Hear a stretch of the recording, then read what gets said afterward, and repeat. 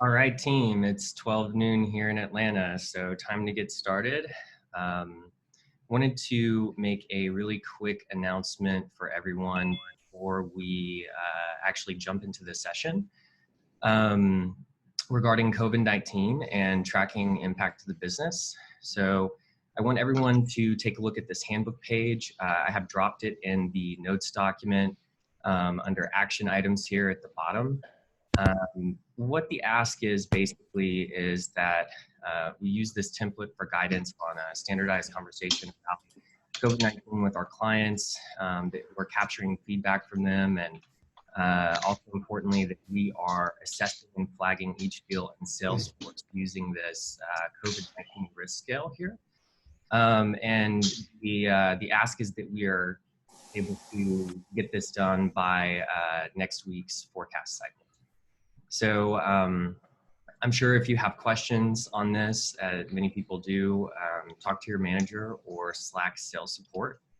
But we just wanted to make this quick update. We put this out in a couple different places.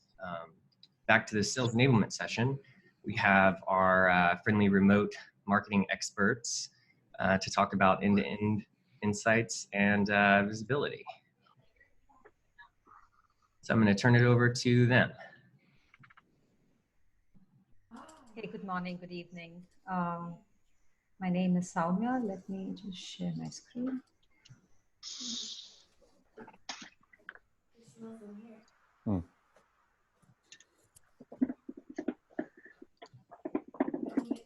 Okay, I hope you can see this. So I'm part of today we're going to cover two topics actually. One is the end-to-end insight and visibility, which is identified as one of the defensible differentiators as a part of the command of the message and value framework. So, we're going to dig a little bit deep into this particular differentiator and talk about what it really means. What are the various analytics, reports, and dashboards that we do have in our product, and what they actually value they give to the customer. So I also have Cormac with me from the PMM team, who's going to cover then our roadmap from a value stream management point of view, which kind of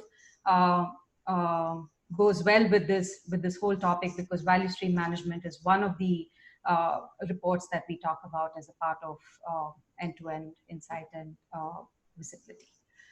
Okay, so we've kind of classified the dashboards, reports, essentially all the insights that we have into 5 key categories. So the first is executive insights. It basically gives insights at an org level to make decisions based on the DevOps maturity, or to identify bottlenecks in the DevOps processes as well. So there are 4 reports that we've identified. We'll dig down into that. The next is the productivity insights, which give insights more at a team level in terms of how well the team is performing at a group and a project level. The next is the developer insight, which gives more insights into how in each individual developer, or what is the contribution from a developer or a QA person to the overall process.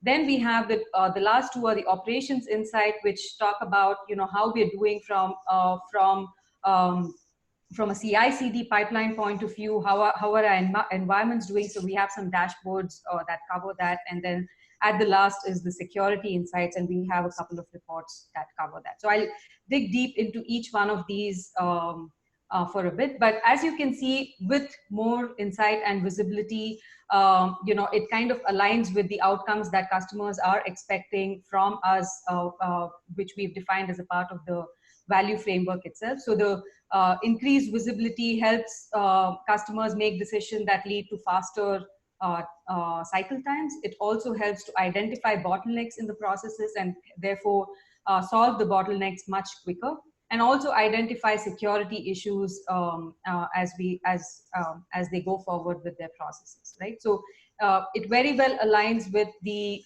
value framework. This particular differentiator gives benefits in each of these pillars of the value framework as well. So let's dig a little bit deep into the executive insights. So here we have about 4 reports.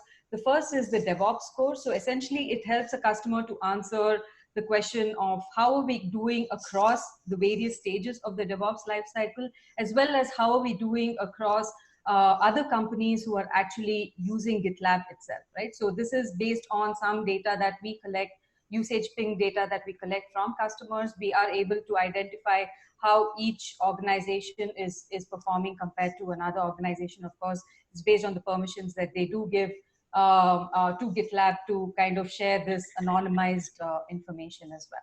So that's so this helps to determine if there are improvements needed or if there are additional stages that we need to start adopting, which we are not already adopting as an organization. The next is the value stream analytics. So as a part of the value stream analytics, so far till 12.9, we had very fixed stages where we had only the stages of the DevOps lifecycle, and for each of those stages, we used to identify how much time the team used to spend on each of those stages.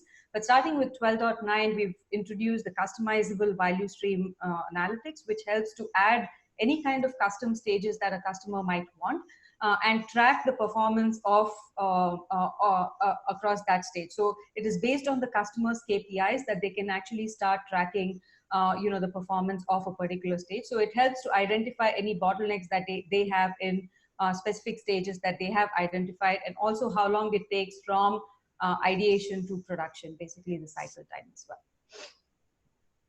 The next is the CI/CD analytics, and this kind of also maps with, to some extent, how we also price based on pipeline minutes as well. So this actually helps determine total number of pipelines that are run, how many have succeeded, how many have failed, how much time each pipeline is actually taking. So it helps to determine if there are improvements that need to be made as a part of the pipeline itself, or if they want to maybe increase or reduce the number of steps they do actually include as a part of the pipeline to reduce the amount of time it takes for the pipeline to run as well. The next is the roadmap. So this helps customers identify, to answer the question if they are building the right thing at the right time. So here we are able to map it to specific epics, and as a part of the roadmap, there is a plan to add milestones. There's a plan to expand the epics as a part of the roadmap itself. So there is some significant investment that is actually being done on the roadmap visibility as well as we go forward. So next category is the productivity insight, and this helps to identify insights which determine the productivity at a group or a project level, productivity of the team at a group or a project level. We have a few dashboards over here as well. So the first is the issue analytics, which actually is at a group level, which talks about how many issues are created. You can filter it by specific releases, by author, and so on. So this is at a holistic level, at a group level, very much abstracted information in terms of how many issues are created, how many are closed, milestones, release, and filtered by author as well. And the next is when a customer would want to drill down into that. So customers obviously use labels to identify, to track specific KPIs that they have. It could be bugs, it could be strategic investment themes, and so on. So this group or project insights actually helps to track issues based on the metrics, track based on the labels that they have already identified. So you can identify how many have missed deadlines, how many have had regressions, how many are created and closed, and so on as well. And this is only available in Ultimate. I have a slide towards the end which summarizes which of these dashboards are in Starter, Premium, and Ultimate. So that's why I'm not going into that in each of these slides. The next is the productivity analytics. So the first two dashboards that we spoke about are specifically from an issue point of view. You're tracking it from an issue perspective. The productivity analytics tracks the metrics from a merge request point of view, right? So how much time is it taking to merge? How many commits are going into that merge? How many lines of codes have been changes have been made into the commit? So it helps to identify the velocity at a group or a project level as well. And then the last one in this category is the code review analytics, which helps to identify if there are long-standing merge requests that have not been removed, so that have not been reviewed. So this would impact the cycle time, and that's the reason why this report is there, to identify long-standing requests so that it can be cleared at the earliest as well.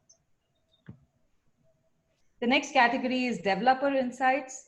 So here we have contribution analytics and contributors, which is in the next slide. So at a group level, we track something called the contribution analytics, which helps a customer answer the question of who are the top contributors at a group level. So you can also see the total number of merge requests and issues raised as a group. In addition, you can also see the contributions that are made per member of that group itself. And as we drill down into that, there is the contributor level. So this is at the So the previous one was at a group level. If a customer would like to drill down into the project level, we also have insight at a project level as to who are the top contributors. And this is the report that actually gives that information. The next report is contribution charts or repository analytics. This talks about, what is the preferred programming language that the developers have.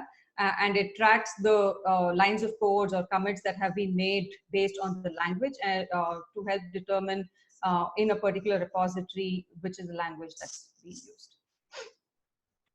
And then the last one in this category is the code quality report. So this was already available, but in a very narrow way in the merge requests only. So this has been expanded to the project level, and now you can see the code quality report at a project from a project level across various merge requests as well in the code quality report that comes as a part of the pipelines.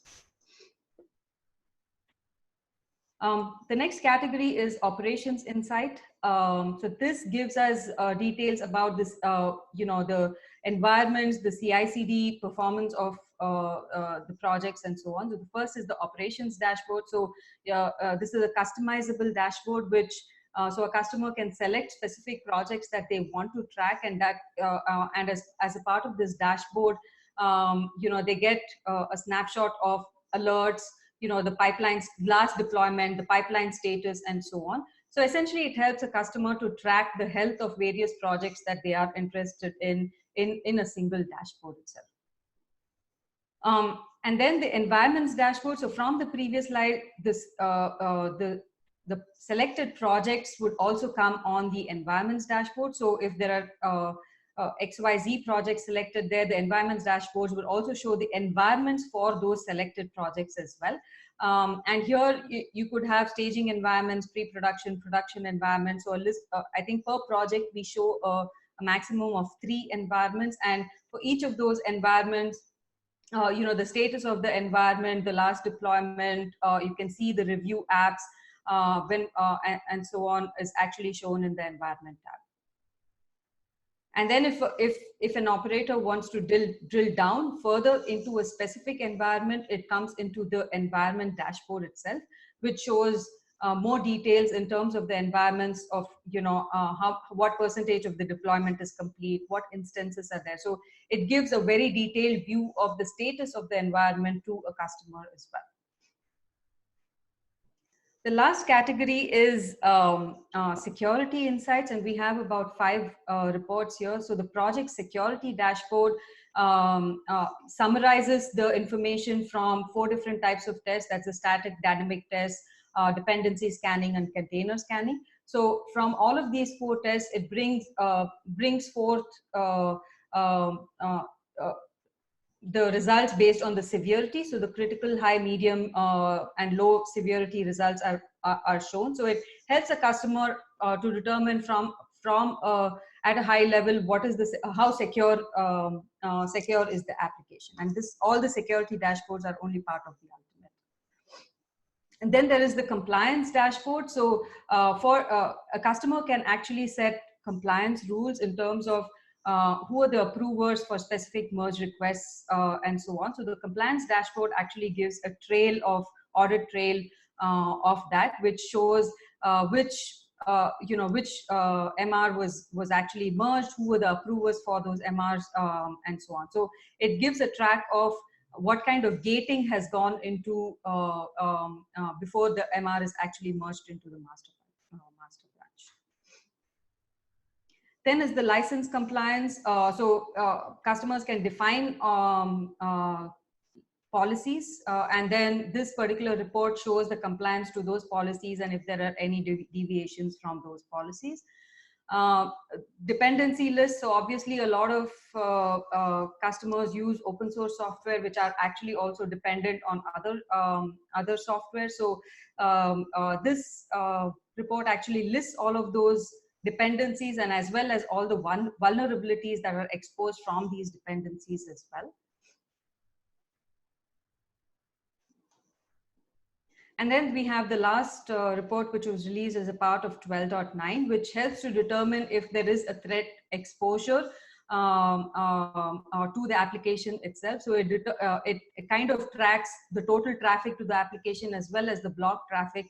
And if the percentage of block traffic is kind of high, it implies that there is a higher threat exposure. So this is an MVC which was just released in the last release. I'm guessing there would be additional improvements made to this particular report as well. So to summarize, there are tons of reports so far, and every release there are improvements or additions made to this list. So we will continue to maintain this tech. It is available as a part of the in the sales report, sales resources handbook page right here. So you can actually go and look at it at any point in time. But this particular table shows you the list of dashboards and reports that we have, as well as which tier it actually falls under. As the reports move across tiers, we will obviously move these. But at the moment, this is a point in time view of which tier the reports actually reside in. So with that, I will hand it over to Cormac to cover the next couple of slides, which is the VSM roadmap.